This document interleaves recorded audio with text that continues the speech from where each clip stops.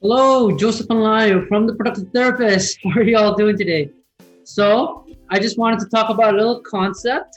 Like, have you ever wondered about like just how massage therapists just know where to aim, right? It's really interesting, right? Well, there's a little concept that we know of in like I learned in massage school called trigger points. Okay, and so here we have the Google from the definition of it. Is here it says a trigger point, a hyper-irritable spot, a palpable nodule in the top bands of the skeletal muscles back. Well, so basically a knot or like a knot area in the muscle, to sum it up. Direct compression or muscle contraction can elicit jump sign like ooh, whoa, and then local tenderness like that hurts a little bit. Local twitch response like there's like the muscle will like move around sometimes. And referred pain, which usually responds with the pain pattern distant from the spine. So yeah, like there's all these kinds of symptoms from just a muscle having a little knot on it or a little nodule, okay? Or that's what it said. So yeah, no, like as a massage therapist, I treated all sorts of patients that had pain that was like in the arm. It actually came from somewhere else. When I pressed it, it helped with that. Okay, so that's basically what a trigger point is. Like you get these all these symptoms that are mentioned here: a jump sign, a local tenderness, a twitch response, and a pain that might be coming from somewhere else, right? So, and I just wanted to. That's how I kind of know sometimes where to aim. Where to put like pressure in sometimes. Okay, so I actually want to give you some examples here. Okay, so for example, the neck.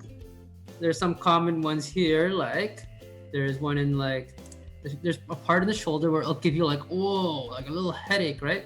And just to let you know how to kind of read this is like the X's are like where you usually put the pressure, and the red marks are usually like where the pain, like the radiating pain is, right?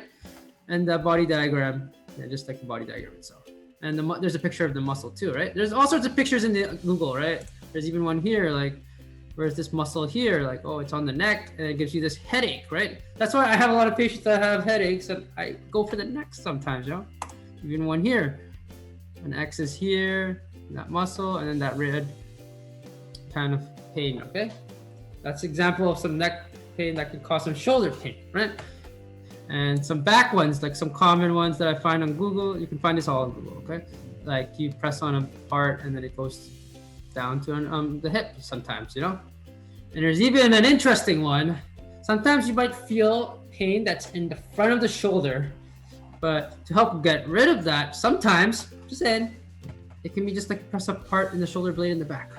Interesting, right? And even a really interesting one. Sometimes when people tell me they have the sciatic-like pain, sometimes it can be coming from the muscle here. You press on a muscle on the side of the hip and it causes pain that goes down the leg. That's an example. So there's all sorts of trigger points. That's my point.